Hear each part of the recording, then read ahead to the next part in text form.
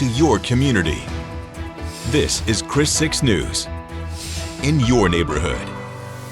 Tropical storm Bertha has just formed earlier this evening out in the Gulf, just about 110 miles off the coast of Panama City Beach, Florida. We're going to continue to watch this over the next couple days as we're expecting some sort of Gulf Coast landfall on Wednesday. I'll have all you can expect and what we know so far in your full forecast. I'm Jordan Benavidez here in Sinton, where a fatal car crash claimed the lives of 5 over the weekend. More details coming up. Thank you for joining us on Chris 6 News. I'm Clara Benitez Cortez. Here's a look at what we've been following across the coastal bend. Good evening, Coastal Bend. This is meteorologist Chris Malve here. I know most of you are probably thinking about the tropics right now. I'm going to do a deep dive on that in my full forecast, but in case maybe you didn't step outside today was the hottest day of the year in Corpus Christi so far. And we're only going to get hotter, especially looking towards Wednesday. We hit 98 degrees today. That was over at Corpus Christi International Airport, not too far off of that record high temperature. So it was quite the hot one out there. Going to keep holding on to that heat over the next couple days. But as we look into the overnight hours, notice those temperatures already getting back into the 70s. And with high pressure in play, we're going to have a pretty big range of temperatures with those morning lows in the middle 70s, but those high temperatures pushing 100 degrees. But we also got some flood warnings over along the Frio River. We're expecting it to crest at that major flood stage over 20 feet of water. So make sure to listen to your local emergency managers if you live along the river. Be ready for those evacuation plans, but we're going to talk all things tropics in your full weather. I'm Jordan Benavidez here in Sinton, where a fatal car crash claimed the lives of 5 over the weekend. Troopers say the crash happened Saturday morning at around 8:30 a.m. when a Jeep Grand Cherokee failed to yield at a stop sign and was hit by a Toyota Tundra. All 5 passengers in the Jeep died, and a father and his 2 sons in the Toyota survived with no serious injuries. The crash occurred here at the intersection between US 77 and State Highway 89, an intersection that has seen more than 89 crashes in the last 10 years. In October 2021, TxDOT proposed the US 77 Improvement Project, which would address the intersection. The proposal claims its goal is to improve safety and mobility by upgrading US 77 at Sinton. San Pat County Sheriff Oscar Rivera says it's an issue he's been watching closely. Started taking some note in 2019 with the Department of Public Safety about this intersection because it continues to kill people. 5 this past weekend. With plans for improvements still in development, Sheriff Rivera says it's best to navigate the intersection with extra caution. You've got to be patient with traffic. You know, this highway intersection is very common because of Steel Dynamics is close by.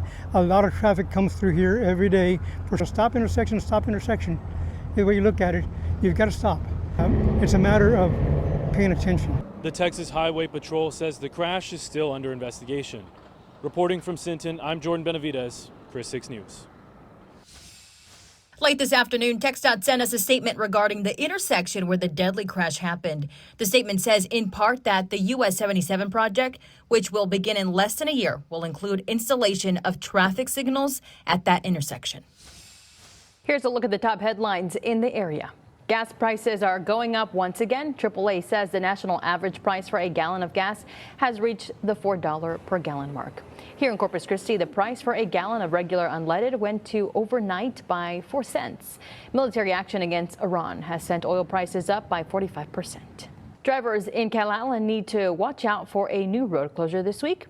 A section of Hearn Road is shutting down near the O.N. Stevens water treatment plant. Crews are locating utility lines for ongoing improvements at the facility. The intermittent closure will last through this Friday.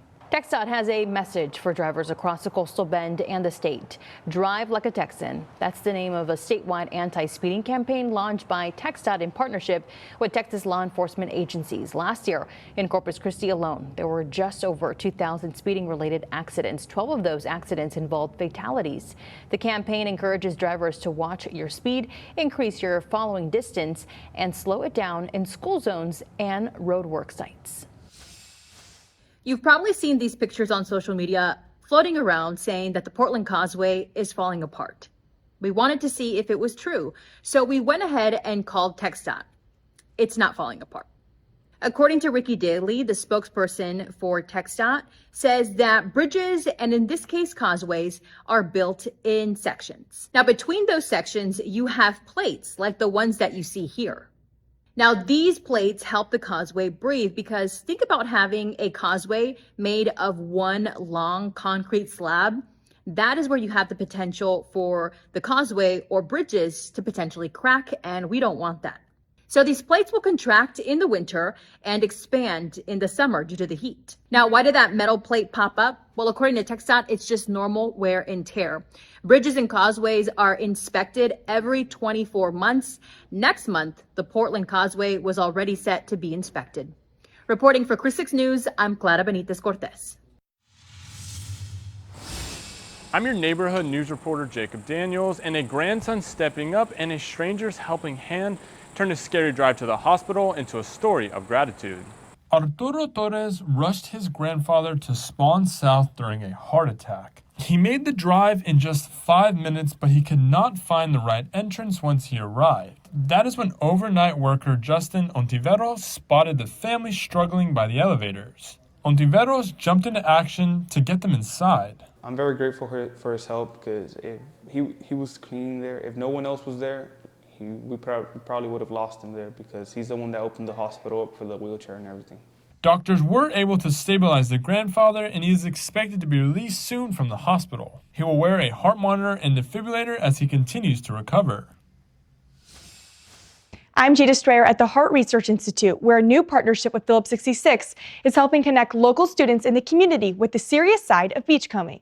A $25,000 investment from Phillips 66 will help expand HRI's beachcombing program, which uses items found along the Gulf Coast to teach people about marine life, ocean currents, and conservation. Last year, we actually went into about 75 different schools and really making it kind of interactive to where students aren't just listening to something, but they're actually being able to handle corals or big shells, messages in a bottle, things like that we find washing in. The partnership will also help fund the program's first public beachcombing event this fall on North Padre Island, giving families a chance to learn more about the Texas coast. Hundreds of local students will get a head start on the new school year this week. Grace United Methodist Church and Robstown Young Futures are hosting a free back-to-school bash. Organizers plan to hand out 300 backpacks filled with school supplies. The event happens this Thursday from 5 to 8 p.m. You can find it at the Robstown Young Futures facility on Ligustrum Boulevard. Families from Robstown, Calallen, and surrounding communities are invited to attend. Students can also get free haircuts while supplies and time allow. 2026 has been a historic year so far for the Port of Corpus Christi. Port officials say during the second quarter, the port moved 55.8 million tons of commodities through the ship channel. That's the best quarter in the port's 99-year history. The tonnage total also broke the previous record set during the first quarter of this year. Port CEO Kent Britton says this is due in part to the completion of the ship channel improvement project last year. Britton says it also demonstrates the port's role in shipping U.S. products to global markets. Coming up, 6 investigates how the loss of the Corpus Christi Police Department's only firearms expert could impact hundreds of court cases. Watching Chris 6, a part of the Scripps News Group. Hey everyone, I'm Drew Bishop. Chris 6 News was at a routine court hearing in May when our camera caught this. A hot mess that the ballistics or the firearms department is at CCPD. So we started digging into the concerns raised. Now, 6 Investigates has obtained documents that show after 2 separate internal affairs investigations, the department's only firearms examiners are no longer with CCPD. Now, over 200 cases from the past 5 years are being reviewed, and future cases may face delays. So here are 3 questions we want to answer. What is a firearms examiner? Why are they no longer with CCPD? And how does this affect you? Let's start with the basics. A firearms examiner analyzes guns, bullets, and other firearms to help solve crimes and testify in court. Their job is to look at projectiles, casings, and firearms and try to see whether the casings from a crime scene match to a particular weapon or a bullet fragment. CCPD has 2 examiners so they can review each other's work before bringing it forward. Documents obtained by 6 Investigates show in February 2025, one examiner made a mistake and it was found by the other examiner. He was told to stop doing casework, but he kept analyzing evidence anyway. The department found out and put him on administrative leave. An internal affairs investigation began, but the examiner retired in September before it was completed.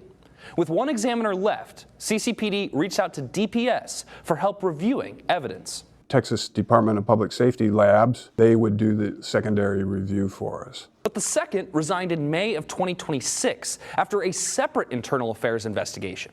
Her husband was a volunteer within the department, but that title was stripped from the volunteer in November of 2025 due to concerns of accountability. But despite being told he could no longer handle evidence, he continued anyway and was found handling weapons and evidence. The examiner was placed under disciplinary investigation and resigned, quote, in lieu of termination. Now, CCPD is without any firearms examiners, but police told me the system worked, they found the problem, investigated it, and handled it according to department standards. None of these cases ever made it into court. We caught them all and we stopped it. And we went ahead and did initial review and we took precautions to make sure that wouldn't happen. But without them, now all CCPD cases must go to DPS.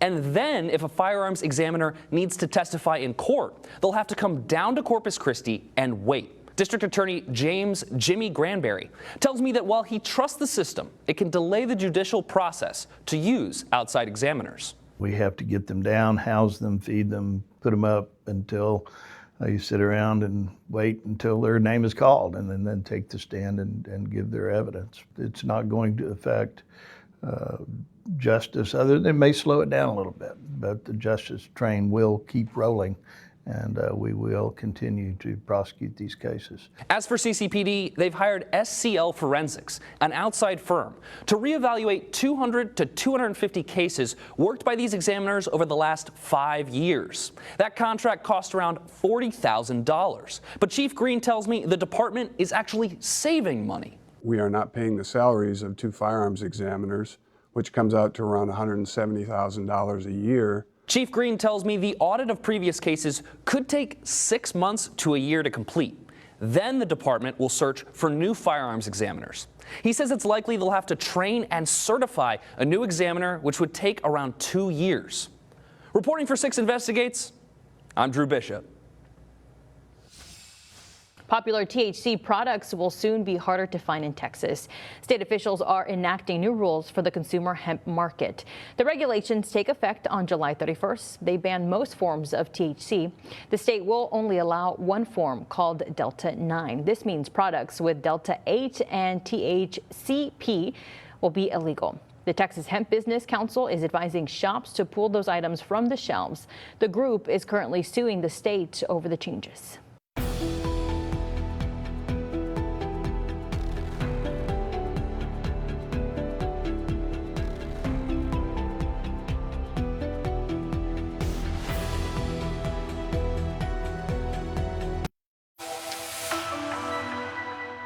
Hey there, Coastal Bend. This is meteorologist Chris Malva here. I'm filling in for Chief Meteorologist Stephanie Lauber tonight. Tropical Storm Bertha formed at the 7 o'clock advisory from the National Hurricane Center. Still seeing that area of very broad rotation, but notice it doesn't really have that closed center like that eye wall that you're used to seeing in tropical systems. And it's because it's been fighting a bunch of different things in the Gulf. It's been fighting the Saharan dust, that dry air. It's kind of invading that tropical system. You got the wind shear out there, and that's all thanks to El Nino. That's still strengthening out in the eastern Pacific. But I want to talk about what we actually know so far. Well, we're expecting some sort of landfall around Wednesday, probably in the morning hours, along the northern Gulf Coast. Some of the models have been picking up something around the Louisiana area, but remember, these tropical systems, they have a tendency to wobble, and the track can shift a little bit, but we're expecting some sort of landfall in the Gulf in the next couple of days, likely by Wednesday, like I mentioned before. But we're going to see that westward trend continue over the next couple of days. As far as rain chances, still uncertain, but we're going to keep watching it. Right now, most of the models unanimously in agreement on that western trajectory. In the meantime, tropical storm watches and warnings for parts of Louisiana, Mississippi, Alabama, and even the Florida Panhandle. Taking a look at Futurecast, here is that broad area of low pressure. It's starting to make its way off to the east, just gliding along the coastline. We'll have to see what this means for rain chances, but right now it's pretty uncertain because there's a lot of things at work trying to shred this storm apart. Could experience those tropical storm force winds as soon as tonight. But now we're going to take one last look at that full 7-day forecast. Wednesday reaching the triple digits here in the coastal bend. So just get ready for a whole lot more heat, and we're going to continue to watch the tropics over the next couple days.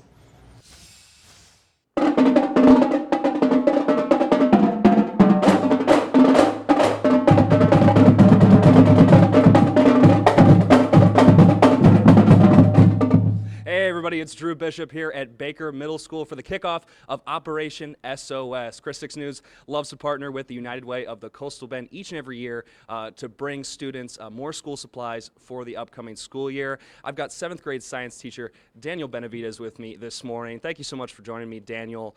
Just for starters, Operation SOS, talk about what it means for you and everyone here at Baker Middle School to have this program. Absolutely. Well, first of all, we're extremely grateful for this opportunity and what it means for our students and our families and our campus. I mean, having school supplies really comes a long way. It's an integral component to their learning process. So having pencils, glue sticks, notebooks, math pencils, crayons, and all the essentials that students need really helps them connect their learning and take their learning to different places. Mm-hmm. And I think for maybe a lot of students, families out there, they might not understand the importance of Operation Supply our students. As a teacher that works in this building, that works with a lot of students, can you explain, how important it is when maybe a student doesn't have the money for, a certain piece of equipment, how important it is to be able to fill in that gap? Absolutely. Well, it certainly gives our students and families more confidence that they can come into the classroom and be prepared to learn. You know, we've run into opportunities where students might have their head down or they feel that they're worried to ask the teacher for a certain material. Well, here we can make sure that they have confidence and that their learning isn't going to, be held back by anything, because we'll have materials ready for them and they'll be ready to learn.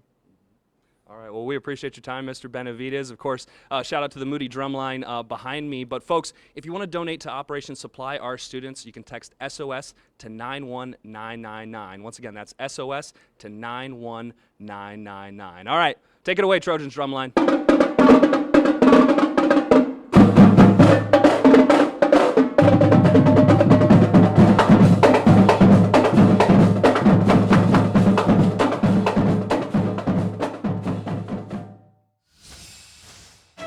I'm Larissa Liska at the First Baptist Church on Ocean Drive, where young basketball players could train with a former San Antonio Spur and NBA champion. Find out more in sports.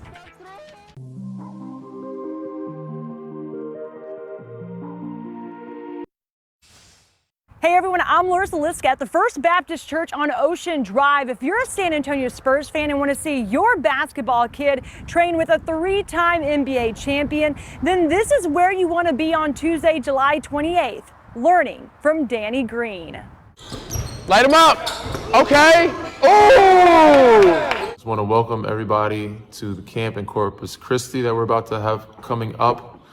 And want to give you the reasons why that I came back. I thought it was important to touch all the southern cities of Texas, which I've done before in the past, and not just spread love to San Antonio, but visit Corpus, Laredo, McAllen, cities like that, because they're in dire need of the same attention. The 2014 Spurs NBA champion will return to Corpus Christi after hosting a Coastal Bend camp 2 years ago in 2024. Some of the things that I expect these kids to learn from me at camp: the fundamentals of basketball, right? Learning how to pass, shoot, dribble, how to do the basics.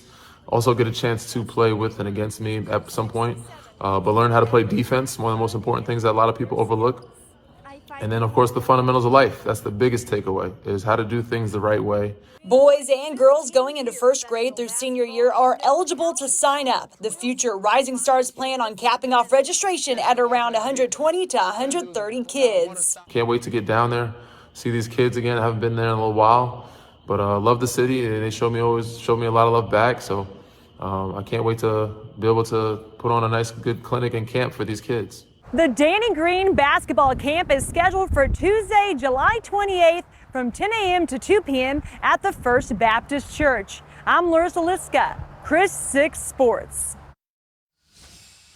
Health experts say melanoma, the deadliest form of skin cancer, continues to rise in the U.S. But the good news is that higher number might be because people are more proactively checking their skin. Melanoma cases have increased over the last 2 decades. About 1 in 5 Americans will develop cancer by the age of 70. But the most alarming trend is the dramatic increase in melanoma among kids, teens, and young adults.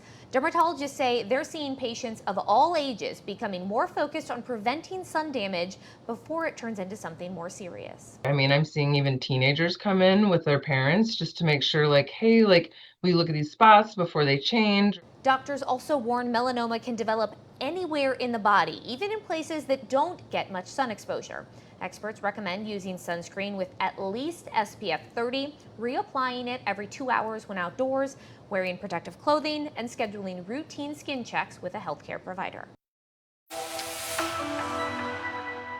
Meteorologist Chris Malve here, checking in on some river flooding that we're anticipating headed into Tuesday and Wednesday. This is the Frio River at Tilden, expected to crest at 27.9 feet. When that happens, roadways are flooded. And historically, when we've hit that stage, we've had homes and businesses flood. So if you live near the Frio River at Tilden, you're going to need to get ready to make those evacuation plans. So make sure to continue listening to your emergency managers. Same thing over at the Nueces River, expected to hit that flood stage by Tuesday into Wednesday, cresting at around just shy of 23 feet. So some very serious flooding concerns over in the watershed headed into the middle of the week. But in the meantime, for the rest of us here in the Coastal Bend, we're going to be stuck with this heat, and that's all thanks to that heat dome really just sitting over a pretty good chunk of the country. I think we'll get to 100 degrees, one of our hottest days of the year, on Wednesday, and that heat, it's not going anywhere in the meantime. That's all the time we have for now. Thank you so much for watching Chris 6 News. Have a great one.